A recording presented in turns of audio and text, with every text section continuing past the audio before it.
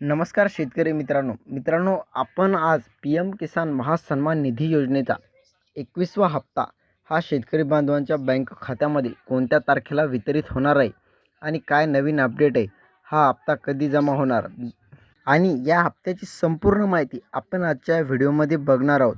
तर हा व्हिडिओ शेवटपर्यंत बघा. शेतकरी मित्रांनो, मागील काही दिवसामध्ये काही राज्यामध्ये 21वा हप्ता वितरित झालेला आहे. तो 2,000 रुपये हा हप्ता वितरित झालेला आहे. कारण शेतकऱ्यावर अतिवृष्टी झाल्यामुळे शेतकऱ्यांचं खूप सारं नुकसान झालं आहे. त्याच कारणामुळे सरकारने मागेच हा हप्ता काही शेतकऱ्यांच्या बँक खात्यामध्ये वितरित केला आहे.